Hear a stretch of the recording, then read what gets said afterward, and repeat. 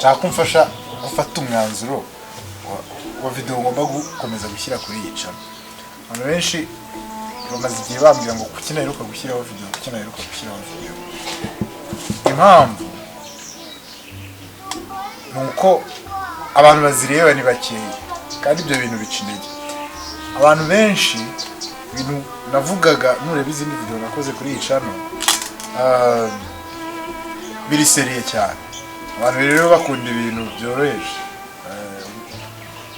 Birashoboka ko video mfite yarebwe cyane, ifite nk'ibihumbi 30, ariko ugiye kayita ukamera umuntu kuvuga ibintu bitari seriye biri entertaining yego, akenshi abantu barabireba ari na benshi. Ubwo rero niyo mpamvu ndi kwibaza ngo ese ubundi nimba nshaka kongera gukora video nzakora izimeze gute. Ushaka kumbwira muri comment ukambwira ngo uzakora izimeze gute cyangwa nzakomeza izo nari nsanzwe nkora, nubwo wenda zifitiye akamaro abantu bakeya ntacyo bitwaye.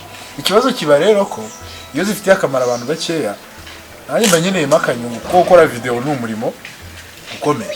Kwibaza ngo nzakomeze nkora izo nakoraga, byibuze dushaka uburyo umuntu ufite nk'ikibazo ashobora kunyandikira nkagisubiza cyangwa tukagira ukundi kuntu tubigenza akishyura udufaranga dukeya.